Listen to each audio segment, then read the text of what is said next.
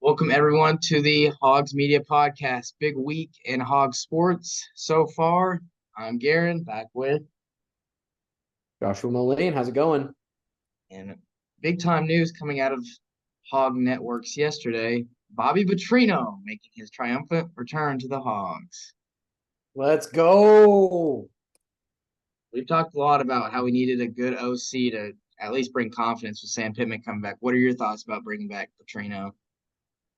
You know, we talked on the last episode that we needed to go ham, right? Like we need to get someone big. We need to get someone that can like actually turn things around, not a guy that can come in and take 2 or 3 years to build a system, but a guy that can come in and instantly improve your offense. Petrino is that kind of guy, he literally did that for this program, back in 2000, what was it, 2008, 2009, like came in and in just a few years, went 21-5 or something like crazy, really good, got us to a Cotton Bowl, Sugar Bowl, 10-win season. Like Ryan Mallett was, one of the best passers that we ever had. And obviously he was naturally talented, but a lot of that was the scheme and the way that, Petrino ran the offense. It's cool. And Arkansas fans, we never hated Petrino. We were No. just disappointed, like Dad, we don't hate you, son. We're just disappointed. Yes, Um, and so it's like kind of cool. Like it's a redemption story a little bit. it is. The narrative before was his accident kind of showed how he was a bad person, all of that. That's been the narrative ever since he's left. Great coach, bad person per se. That's just been the outlook. But people have heard how he's changed. I mean, he came back, I saw 4 years ago, and came and spoke in Little Rock at the touchdown club meeting. So I think he's made changes in his life, or at least has shown some. Ultimately, I think fans are excited because they're really tired of the good guy crap. They just want to win at this point. Right. I Yeah, think for Sam real. Pittman's We supposedly have a the player nicest guy in the world right now as our head coach, and we're not liking it. for 4-8. So people are really over the let's have a good guy come in here, build the culture when guys are still leaving, we're not winning, and the guy thing just isn't working. Yeah. I think he brings, I said this yesterday to multiple people, the discipline we need. Like he's a cutthroat coach. He's going to get after you if you mess up. He's not going to baby you. I love it. Yeah. Yeah. Well, let's see what happens. So I think that this announcement has probably sparked some excitement for our players. Um, Talk to us. Where do you think KJ's at? So this morning it came out that he was entering the transfer portal. Multiple sources reported it all over the place, and then he posted on his Instagram story about 20 minutes later. I haven't decided yet. So those reports don't come out for nothing. I'm sure he said somebody just said he. I'm sure he's going to enter the portal. I mean, I've said this all around. He's going to go to Mississippi State. I think if he transfers, I really think and especially who they hired. They hired Kendall Bryle's brother-in-law, Jeff Levy, Mm-hmm. who was at Ole Miss before he went to Oklahoma. Connections. I just think, and Will Rogers is leaving. Which there's rumors we want Will Rogers now with Petrino coming back. I don't know if that's going to happen, but fans are asking for that now. I really don't see KJ coming back. I don't see him fitting Petrino's system really well. Think about the Yeah. good old days, like you just talked about. Ryan Mallett couldn't run, save his life, rest in peace. And then Right. Tyler Wilson couldn't run to save his life. They were both gunslingers. KJ Yeah. is not a gunslinger at all. Yeah. Yeah. He's a dual threat guy, which is Really what not he's. Petrino's bread and butter. And But yeah, he loves to air it out, loves to like pick apart in the passing game, and like attack, really attack you on the defense. It'll be interesting because Pittman in his last press conference said something to the effect of like, we need to get back to Arkansas football, which is just like a powerful running game. And then we bring in Petrino, Petrino, who's not necessarily the power running game guy, but I think Pittman's like, look, this will get the fans off my back, at least for like a little takes the bit. So attention from him. Yeah. yeah. Uh, Um, Speaking of the transfer portal, we've had a few of the football teamers uh, already enter. Chris Paul. I think that's the biggest one. Pooh Paul, Jordan Crook, and then a couple other guys that haven't really seen playing time. Yeah. Yeah. Anyone who maybe was a naysayer on Pooh Paul, you're being silly. Like you're always gonna want a starting linebacker with experience that was like leading the team in tackles, leading the defense. I mean, middle linebacker, right? I mean, that's like the He was all quarterback of the SEC defense. freshman. Like he's not Yeah, scrub. incredible freshman, did what he had to do. Like since then, like he's been fine. He's been serviceable. Yeah, he hasn't blown anyone away, but like you want that. I mean, just look at the year before, right? You had someone like Bumper Pool, right, who's a really solid linebacker who had years of experience in the program, and then you bring in a Drew Sanders to be the stud, who like shines. And Drew Sanders ended up being a first round NFL pick and is like, amazing. That's what Pooh Paul could have been, right? It's kind of like the Bumper Pool, the guy that's an anchor, that's stationary. And then, yeah, he may not be the most elite linebacker in the SEC, but he could draw in a Drew Sanders type person that says, like, yeah, I'll play next to this guy for sure. I'll lead in tackles, but this guy can lead it, and but so it's a bummer. I'm disappointed. I'm bummed that he's leaving. I mean, it makes sense, but at the same time, it's like, dude, you're a part of at least a respectable defense, and being one of the better players on an Arkansas defense is something that could get you highlighted, for an NFL draft. Again, looking at Drew Sanders as an example, like our team wasn't, we were 6-6 Drew Sanders year that he shined, but he did enough on the defensive end to still make a name for himself. So it's like he could have stuck around another year, and who knows, maybe had a really solid year and still had a chance at the NFL. Look at Landon Jackson. I think he's going to be a top three or Yeah. fourth round pick. He's one of the best defensive linemen. And like you said, we've had a terrible year this year, but he did enough to highlight his strengths and his like playing ability that it doesn't matter. NFL scouts don't care if you play for an 0 and 12 team. If you got talent, you got talent. Exactly. So I mean, I get it. If he wants to go win somewhere, I mean, hopefully you can It's win in valid, Arkansas. but it hurts. Yeah, it's tough. Um, but yeah, I mean, I'm excited to see Petrino come back. It's weird, Yeah. but it's kind of cool. And yeah, should we? I mean, it's kind of the end of the football season. I mean, do we even mention the words Mizzou? Uh, I would I not. think I think we forget that game happened. Our last game of the season was Florida International, and it was a good game. Good job, boys. Way to end the season against. Speaking of that, you just brought up Florida International. I know you've talked about this before, how we'll play teams of basketball and take players from those teams. So their best Mhm. wide receiver, Chris Mitchell, entered the portal yesterday. He destroyed us when they played us. So I'm Mhm. saying we should go out and get him because that dude is a beast. Yeah, yeah, he was solid. He was really We solid. need to get him. He wasn't he the one that they were saying was a finalist for the Bolitnikoff Award, I believe. receiver award? But what is it? Bolitnikoff. Litnikoff. Yeah, Yes, he yeah, is. And being at FIU, which they had like a freshman quarterback, so obviously not a great quarterback, he was still dominating. So if he comes to us or a big time school, there's no telling how much he would do. We gotta at least go visit him or try and get him. yeah. That would be cool. Um, yeah, I mean, a lot of obviously still so much to shake out in college football over the next few weeks, and that will affect the transfer portal. That will affect so much. We've got SEC championship, all the championships this week, bowl games, playoffs, all of it. So we'll see what happens. I think obviously like January is going to be a really exciting time to like really start nailing down our commits and who they are. We got Duke tonight. We got Duke tonight. I'm nervous. If you would have asked me 2 weeks ago, I would have been like, hell yeah, bring it on. Duke at home, number 14 versus number, 7, 9, whatever. Now I'm like, oh man, like Atlantis was rough. It was. Bahamas were rough, man. I mean, it feels like we've just lost 4 in a row. Because the Stanford win does not feel like a win.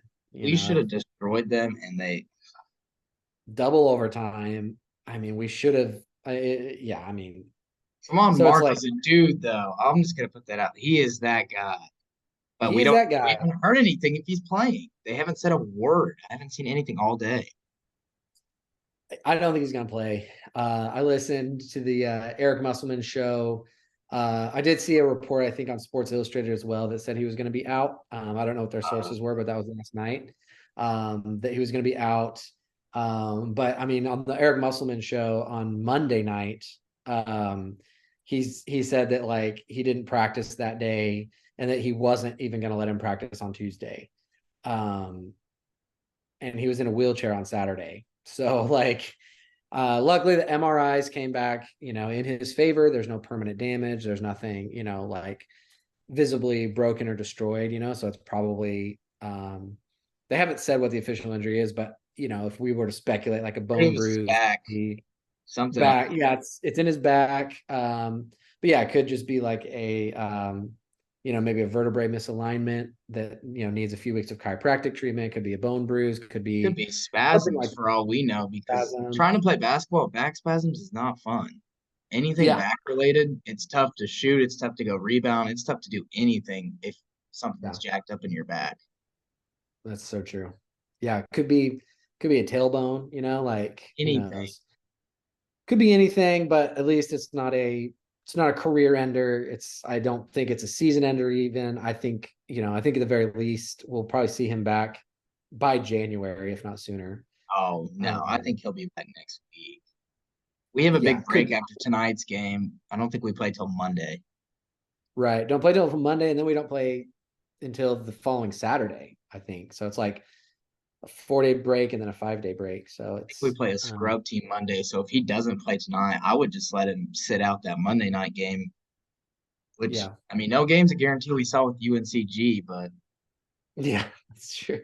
you would think with the team we have, Uh, I mean, Musk did say though in his presser that he is going into full on OCD mode. I saw that With film the film, he said he broke down the last 3 or 4 games for every single player on his every own. second, every second Every of every second, game. every play. He cut every play for every player for the last 3 games. He's like, that's about 14 hours worth of video editing. You won't Like, hear any college coaches doing that. None. no, well, they don't have to. They have assistants.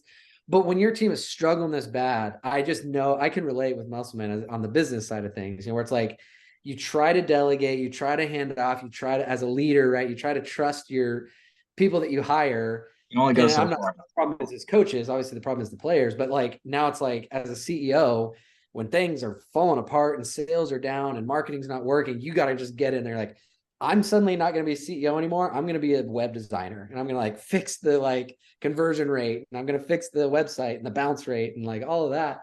That's what he's doing. Like he is just he did it more for his sake, I think, than even the player's sake. Oh yeah. He did it because he wants to know at a granular level what exactly is every single player doing that is causing a lack of chemistry, that's causing a disruption. He already called one thing out publicly, which is, like not bad. He didn't throw this guy under the bus, but like Layden Blocker, right? Like people are like, hey, Layden Blocker, he did so great in Atlantis. And right off the bat, everyone else was like, his energy and effort was incredible. He's an amazing offensive rebounder. Every single time that he tried to get an offensive rebound and didn't get it, that's when RJ Davis ran out and got a free layup on the other end. He's like, so we can't do that anymore. And just like that's one of those things that like when you're in the flow of the game, right? Maybe you're not seeing that. You're maybe not paying attention. Maybe you're just seeing like all of us as fans, we were just seeing Layden Blocker's energy, effort, and enthusiasm, right? Seeing him make hustle plays, and we're like, this is awesome.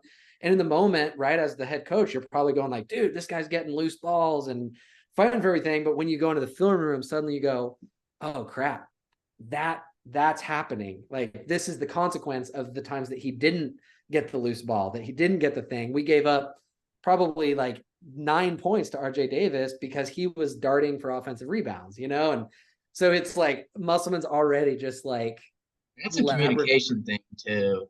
I think it's not Blocker's fault, but in basketball, you always got to have a guy that's back. Yeah, So exactly. say Blocker's on the right side going to get a rebound, RJ Davis is on the left, and he's just leaking out. Whoever's on him or whoever's the furthest back's got to go leak out with them. So we're obviously not doing something right. Yeah. The communication, people doing, not knowing what the other person's doing, people not covering for each other. Like, You can't tell blocker, and being hey, said don't that, go offensive rebound. Can't tell them not to do that. right. You just have to scheme for it. You just have to Yes, say, okay, he's in, he's going to be doing this. And he actually even mentioned that too. He said, on the other hand, we have L. Ellis, who's our other point guard. you can't He rebound. said, he's not an offensive rebounder, but he's not darting back onto defense fast enough. So it's like, That's you got where to it be is. active Yeah. somewhere. You're either running for the boards or you're running to get back, but you're not just waiting and reacting. You're being proactive. And so hopefully that attention to detail, that Gonna have to obsessive be there frame. tonight because Duke has Roach Better and be. Proctor who are just as good as RJ Davis. And I Roach has know. killed us. When we played them in the tournament, he dropped 20 on us. He killed us. He's been at Yeah. Duke 12 years, but he killed us. Yeah, dude. I'm I'm very nervous. And in some of the interviews that I heard, like with Trevin Brazil on Monday, his interview, and I think there was like one other one. I We need was Brazil not to be a encouraged. man. We need to be a man, but and even in Musselman's interviews, I didn't. I still heard a lot of concern in their voices, both of them.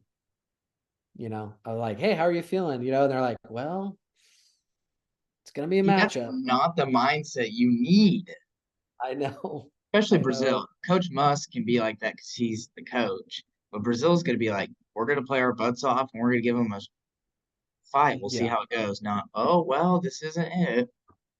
yeah. He needs to show why he's a top draft pick. Yeah. He's got to show, man, He has on no both ends. post moves.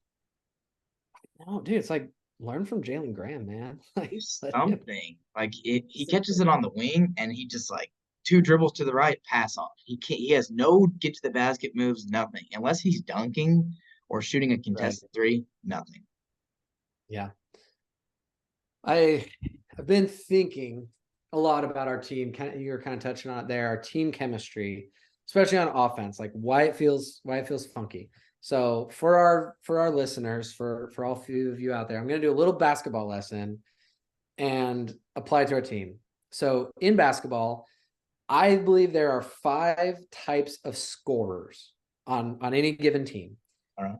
Right. And I'll give a quick breakdown on what they are. All right. And I'll explain them a little bit. So you've got your like one-on-one scorer. You've got your set shooters.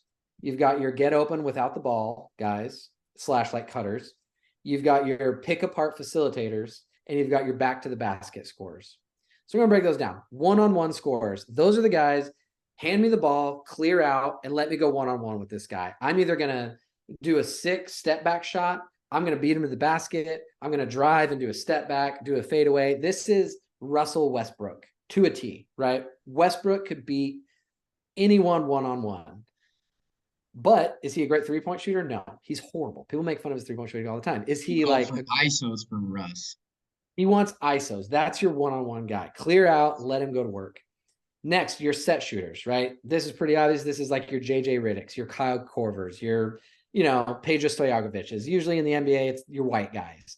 They're the guy who just stands there in the corner. They don't move much, but when you pass them the ball, they're going to hit a three-pointer, 50% of the time, 50, 60, but if they have a guy in their face, they're kind of useless. They're not going to burn a guy off the dribble. They're not going to be like super active running around on offense. They're not going to be coming off screens or anything like that. They somehow end up open.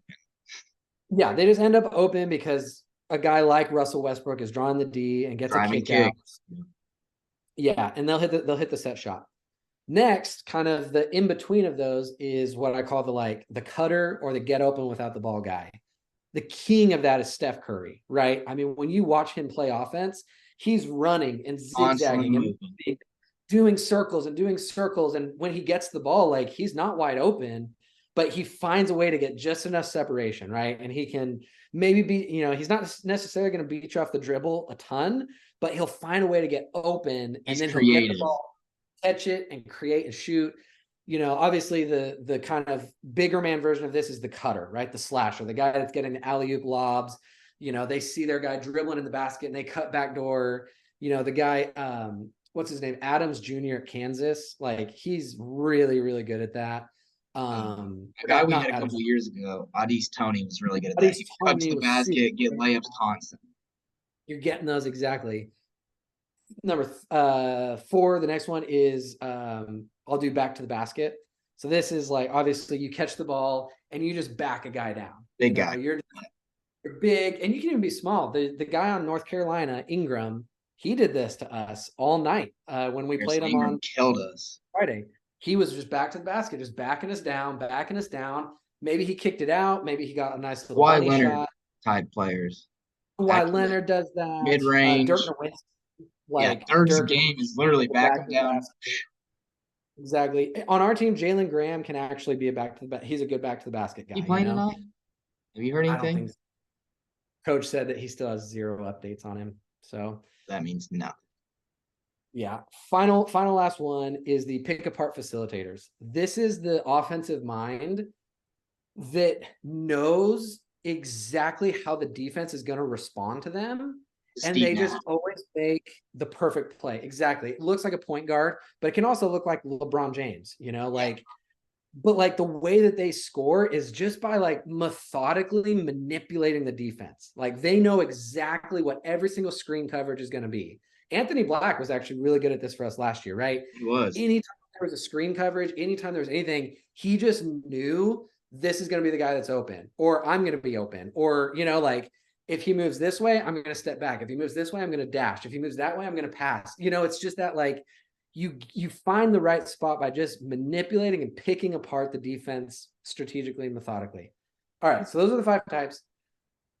My assessment of our team is that we mostly only have the one-on-one guy, and that's it. Yeah, I would agree. Look at everything that Khalif Battle does. He doesn't run around without the ball. He stands still, and when he gets the ball, he tries to beat a guy one-on-one, either with an outside shot or taking him on the dribble. What does Devo Davis do? He plays one-on-one ball. What does Tremont Mark do? He likes to beat a guy one-on-one. What does L. Ellis do? He likes to beat a guy one-on-one. Even Trevin Brazil. What does Trevin Brazil do? He likes to beat a guy one-on-one. Like, none of them are creating those varieties of scoring. So when we get in a bind, we can't do anything about it, right? And that's what we saw, like, with Carolina. They had their set shooters, right? They have guys that are just standing still. We think that we have that in like Pinion and Davenport, but they're just not knocking them down like they should. So we don't have a strong set shooter. Back to the basket guy. Jalen Graham is pretty much our only back to the basket scorer, and he's been injured like the whole season. Mekhi Mitchell isn't that. Like Mekhi Mitchell's trash bucket. Not much of a score anywhere. And then all the other guys that I just named are all literally like they'll beat anyone one-on-one, but as soon as a team like figures that out and figures out how to double, figures out how to help, like that's why we're not getting good looks. Like that's why like even everything that Tremont Mark did, like, yeah, he caught fire against UNC, but it was like all one-on-one, pull up, 12-foot jumpers, and like luckily he was like nailing them. But then all of our other guys were just basically trying to do the same thing when they got the ball, and it just wasn't working. And so like we need guys to evolve. We need Khalif Battle to become more like Steph Curry, where he is always running, right? Always, like, because he can knock down a shot, but he needs to get space. He can't do it with a guy in his face. And now that he's coming into SEC play, he's not going to be burning guys off the dribble. Like maybe once or twice a game, he'll burn a guy to the basket, but he needs to be more like that Steph Curry, right?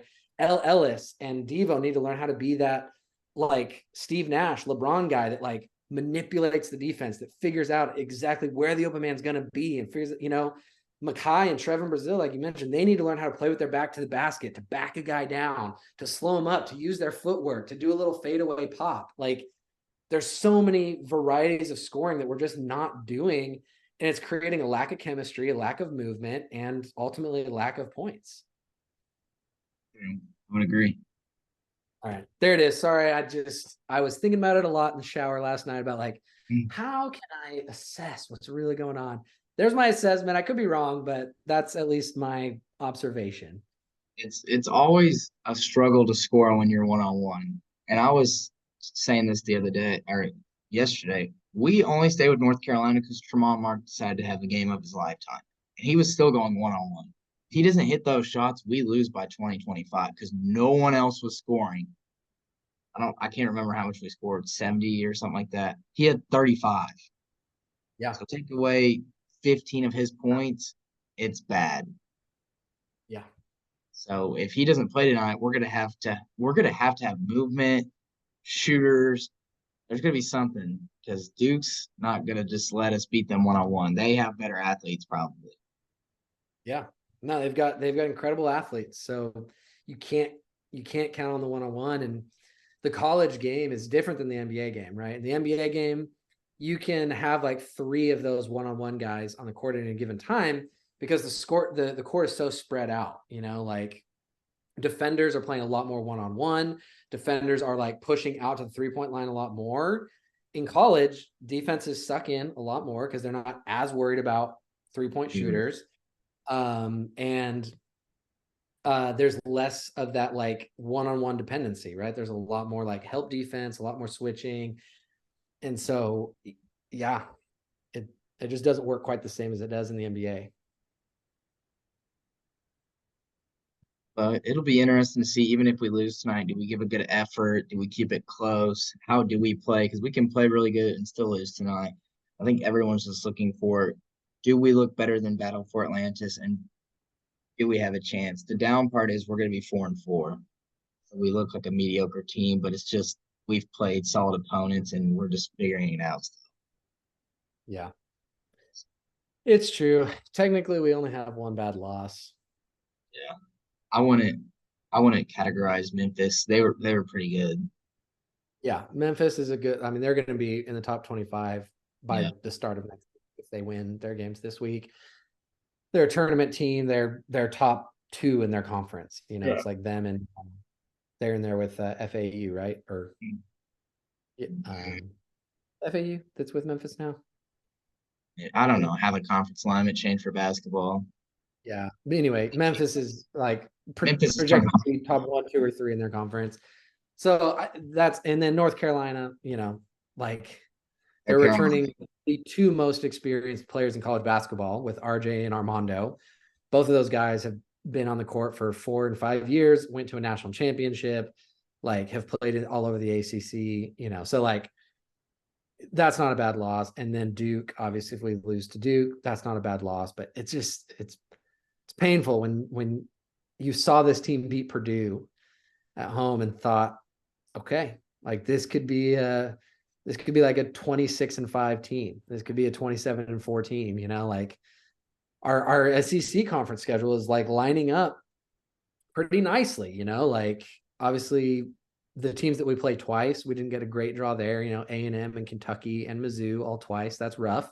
So I think we drop 50-50 on all of those at the beginning of the year. Again, that was my thought. Like, okay, so there's 3 losses and then probably Tennessee and Alabama, right? So it's like 5 losses and then maybe we lose to Duke. So it's like there's our 6 losses on the year and we win all the rest. And now it's like, oh man, like this team looks like maybe we'll go like, I don't know, maybe 60% of our wins in conference and like struggle to get that 7th place conference position and be in the 10 seed again. It'll have to shake itself out like it does every year. It's gonna be, do the guys buy in like almost every year they eventually do, or do we just struggle and then Musk just says screw it and plays whoever does, and then we end up being mediocre. It's just, I think it's still too early and we still have to keep progressing. Yeah. Can't base it off tonight's results because Duke destroys us. It doesn't mean our season's over, which everybody on Twitter will think it is. But Yeah. Yeah, in terms of a season perspective, even if we get blown out, like, yeah, early, that's very recoverable in terms of a like it's not a 10 bad point loss. standings, like rankings, getting to the, like we just have to take care of conference play. The thing that worries me about getting blown out tonight is the snowball effect, right? Mm. Getting blown out tonight doesn't mean that you're a bad team, but does getting blown out tonight mean the players just say, Cut down. I'm done. What are we doing? We suck. Do they start going into every game with their head down? I guess we're not that great of a team. And it can spiral because they're already on the cusp of spiraling, I think, losing 3 out of the last 4, double overtime. Like, I think they're already on that cut. Obviously losing Tremont Mark and seeing him go down. Coach said that there was multiple guys in the locker room that were like crying, like because they were so like worried and concerned and frantic and emotionally affected by seeing their dude like they didn't know it, break his back, and he like couldn't move his feet for a couple minutes or like maybe even up to a couple hours. So it's like that as well compounded on like, wow, we're losing and losing and losing. And now this person that we love that's awesome is injured and we lose again. And like it could snowball and that would be really bad. Really worried about that. But at the same time, to finish it off, I think that's why Musk got experienced guys. Because last year when we hit this struggle, the freshmen can't handle. They don't have that mental toughness or maturity per se to be like, okay, we still got conference left. Let's settle down. Let's just hone in, get comfortable, and let's find out what we need to do. This year, I mean, L. Ellis won like 3 games at Louisville last year. He's already won more games this year. He should be fine. He played JUCO ball. He's got experience. Cleef never played on a good Temple team. He should know how to deal with this. Mark played at Houston. They won a lot. So I don't know how he'll handle it, but any college basketball player should be able to handle losing. I Yeah. mean, you're in college. Every high school player is able to handle losing. Yeah. So you got to take it and not shut down, especially after losing to a Duke team or anything. Yeah. They just Yeah. have to learn So from I hope it. they keep their heads up high. Memphis, Carolina, Duke, all fantastic schools, fantastic programs. There's no shame No, losing to any of those this year. You we just kept it can't let it. close. Kept it close. We Like, I should have mean, beat heck, Memphis, honestly. yeah. And then we took the lead against Carolina, to close out the first half. Obviously, Baycott and RJ being on the bench had a big hand to play in that. But like we showed we can hang with them. We just Aren't didn't there take our quite opportunity. yet.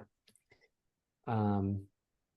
And I will say, like, from what I can tell, still figuring stuff out. It's not a talent issue.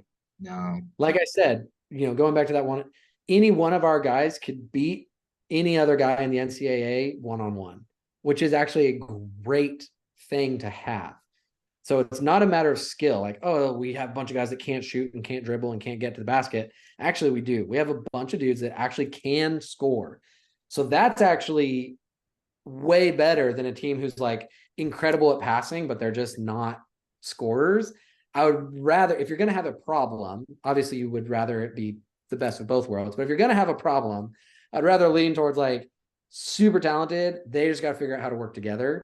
That's way easier to deal with than like, yeah, we have a bunch of guys that know how to work together, but they all are kind of subpar athletes and subpar like players. So we can figure it out. We have the talent.